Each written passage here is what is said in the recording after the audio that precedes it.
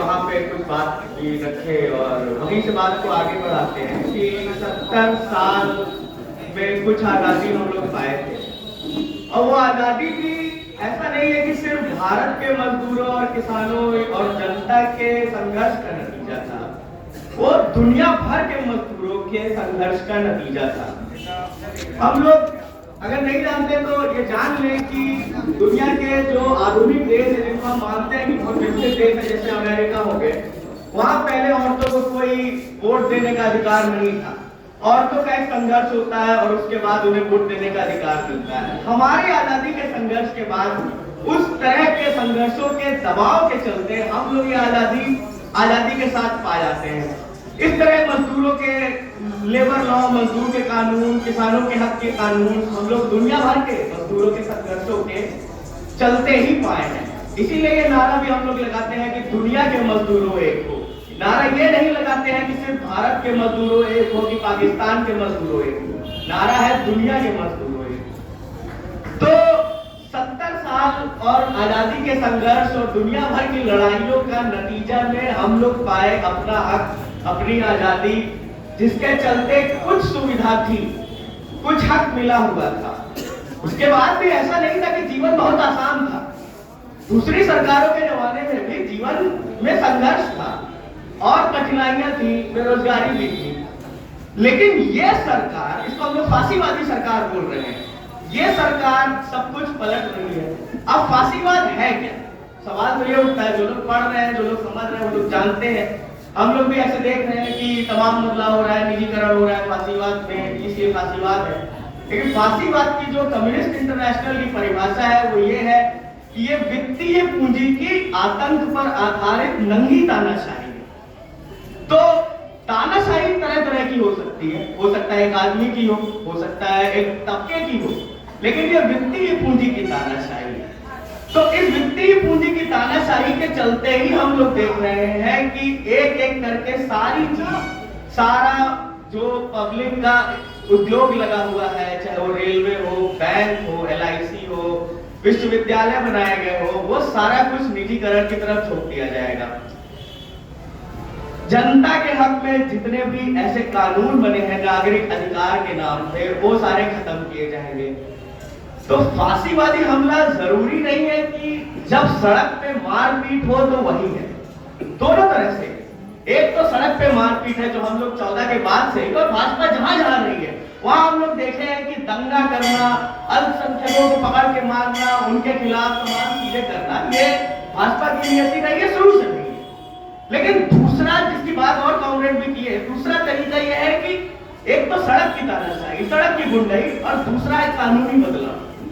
तो कानूनी बदलाव कहीं अगर हम शुरू करें तो 16 में एक कानून आया इलेक्टोरल बॉन्ड का।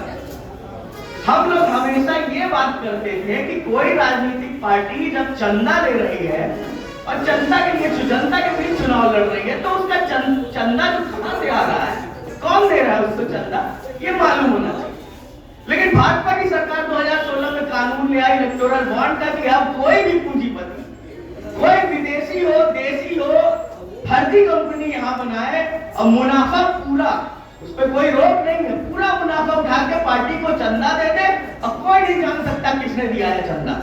तो ये तो सीधी समझ की बात है कि चंदा छुपाना अच्छा है, कि चंदा आम जनता को बताना अच्छा है कि भाई किसने दिया। यदि कोई अमेरिका की कंपनी, कोई चीन की कंपनी आए, पाकिस्तान की कंपनी आए और भाजपा को दे पैसा और अपने मन का काम करवा ले, तो कानून बन गया 2016 में। उसके बाद अच्छा 2020 इस कानून में भी आज भाजपा के पास करीब 4000 करोड़ है चुनाव लड़ने के लिए। दूसरे नंबर पे जो पार्टी है वो बसपा है जिसके पास 600 करोड़ है, और उसके नीचे आते जाएंगे तो कांग्रेस 200 करोड़, कोई 300 करोड़, कोई 400 करोड़। 4000 करोड़ की पार्टी जब पैसा है, जब वो लगाएगी ये पैसा चुनाव में, तो कोई और चुनाव जीत सकता है।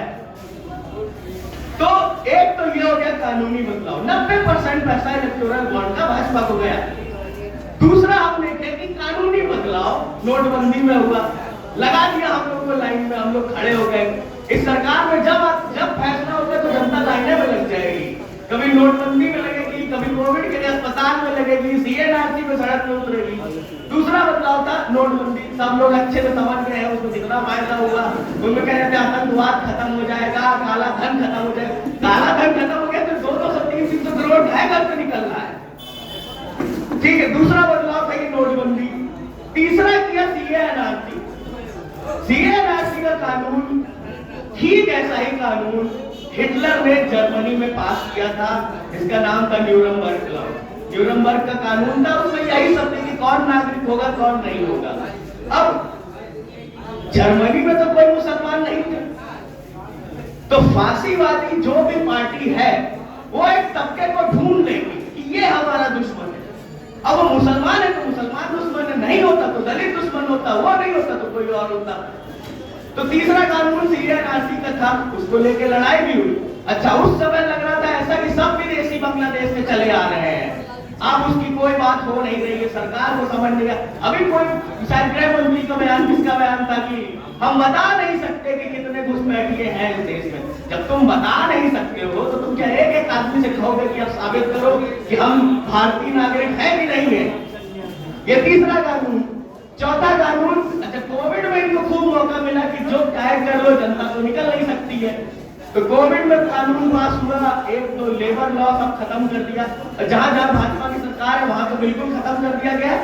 जिन राज्यों में नहीं है वहां भी कुछ चल रहा है कि कैसे इसको लागू किया जाए। तो एक लेबर का कानून जिसमें आ गया कि 12 घंटे भी काम करा सकते हैं, ओवर टाइम देने की जरूरत नहीं है, जब मन करे रख लो, जब मन करे निकाल दो, यूनियन बना नहीं सकते हैं। हड़ताल करने के 6 महीने पहले बताना होगा कि हम हड़ताल करने जा रहे हैं, 6 महीने बाद करेंगे। तीसरा चौथा कानून आया कृषि कानून। लोगों को ऐसे किसान की जमीन जाएगा तभी वो थोड़ा बहुत लोग जमीन के बल पे चल रहे हैं, उनसे भी छीन लो जमीन और दे दो अडानी अंबानी और जितने विदेशी पूंजीपति 5 कंपनियां पूरे दुनिया का खाने का प्रोडक्शन संभाल रही है विदेशों में, उनको दे दो। वो तो किसान संगठित थे, उनके संगठन मजबूत थे, तो एक साथ सब भी लड़ना पड़ा। सवाल ये है कि क्या मजदूर एक साल लड़ाई लड़ सकते हैं, और क्या मजदूर को एक साल लड़ने की जरूरत भी है? अगर मजदूर चाहे तो 10 दिन में काम हो जाए, तो हमको तो उस 10 दिन की लड़ाई के लिए तैयार होना है। हमको 1 साल की लड़ाई नहीं लड़नी, हमको दिल्ली नहीं गिराना है कि दिल्ली में जाके बैठना। वो किसानों का उनका लड़ाई अलग थी, उनका तरीका अलग था। मजदूरों की लड़ाई ये है कि हम 10 दिन में गिरा दे सरकार अगर चाहे। तो जो फांसीवाद है वो हमेशा ऐसा नहीं होगा कि एक ही तरीके का काम होगी, सिर्फ कानून के दम पे वो जनता के बीच आतंक फैलाए या सिर्फ वो सड़क की गुंडाई करे। दोनों रास्ते चलेंगे, कानूनी भी चलेगा और गैर कानूनी भी चलेगा।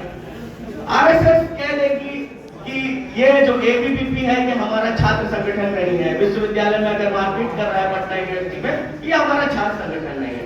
बजरंग दल हमारा संगठन नहीं है, आरएसएस कह देगी। वो कह देगी कि हिंदू युवा वाहिनी से का हमसे कोई लेना देना नहीं है। लेकिन हम सब जानते हैं ना कि ये किसका संगठन है, इसमें कोई दो राय नहीं है।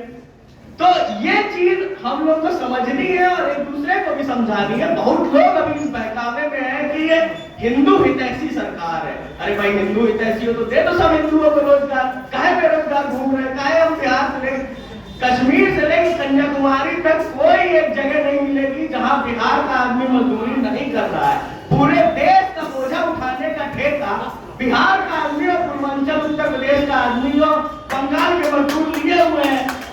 तो जब हम लोग पूरे देश का बोझा उठा रहे हैं तो भाई हम भी चाहते हैं ना कि हमें भी कुछ हक मिले, कुछ सरकार की भी जिम्मेदारी हो। ये सरकार हर जिम्मेदारी जैसी कोई भी जिम्मेदारी उठाना नहीं चाहती है, चाहती है कि सब प्राइवेट सेक्टर में चला जाए और जिसके पास हो पैसा वो मौज करे, वो अपना इलाज करा ले, बच्चों को पढ़ा ले। जिसके पास नहीं है पैसा क्या रखता है, भूखा मरने के अलावा, अनपढ़ रहने के अलावा। तो ये सब कुछ एक तो हमें आपस में दूसरों के बीच भी प्रचार करना है, वो समझ चुके हैं अच्छी बात है, जो लोग नहीं समझे उनको समझाना पड़ेगा, क्योंकि बिना जनता की एकता के तो ये होने वाला नहीं है। हिंदू मुसलमान का चक्कर तो इसीलिए फैलाया गया है कि मजदूरों और किसानों की एकता तोड़ दिया जाए। हम लोग पहले देखते थे कि जब तेल का दाम बढ़ता था, मैं तो शायद आप लोग से छोटा हूँ, आप लोग बहुत अच्छे से याद करते होंगे कि पहले जब तेल का दाम बढ़ता था तो सब ट्रांसपोर्ट यूनियन निकल पड़ता था कि यहाँ चक्का जाम सब बस रोक दो, ये कर दो। अब क्या है, अब होता है तेल का दाम बढ़ता है, कोई नहीं बोलता है, कोई ट्रांसपोर्ट यूनियन नहीं बोलता है, कोई कुछ नहीं बोलता है कि चक्का जाम कर दिया जाए। कहे कि मुसलमानों को तो ठीक किए ना, मंदिर तो बना रहा है, तो मंदिर को हम खा तो लेंगे नहीं, मंदिर में हमको नौकरी तो मिल नहीं जाएगी, मंदिर में हम लोग पढ़ा तो देंगे नहीं, ये साफ बात। तो ये सारी बात की हिंदू मुसलमान और जात पात की पूरी लड़ाई है तो शुरू से चली आ रही है। हिंदुस्तान में मुसलमान अगर है तो मुसलमान है, जर्मनी में यहूदी थे तो यहूदी थे, कहीं कुछ और होगा, कोई और होगा तो कोई और बन जाएगा दुश्मन, एक नकली दुश्मन खड़ा कर देगा कि पाकिस्तान से खतरा है तो लड़ दो। तो फिर कहेगा हमको क्यों बता रहे हो कि पाकिस्तान से खतरा है, सेना तुम्हारे पास है, तुम देश के मजदूरों को बता रहे हो कि बाहर से खतरा। अरे तो रक्षा की जिम्मेदारी तुम्हारी है ना, जनता तो तुम्हारे ही पीछे चलेगी, जो तुम बोल दो कि वो हमको करना पड़ता है, तो हमको क्यों बता रहे हो। तो ये एक दुश्मन का डर बनाना जरूरी है जनता को तोड़ने के लिए। दुश्मन का डर से हम मान लिए कि हम तो भाई हम क्यों जाए इनके साथ, ये तो मुसलमान हो सकता है इसमें आए हो, हम क्यों जाए इनके साथ, इसमें तो दलित होंगे। तो ये एकता तोड़ने का एक तरीका है, इससे हमको सावधान भी रहना है। अपनी बात में ज्यादा कुछ और बोलने के लिए है नहीं, सारे मतलब बहुत और डिटेल में बात बोलेंगे, तो यही मैं समाप्त करता हूँ। इंकलाब जिंदाबाद, लाल किला।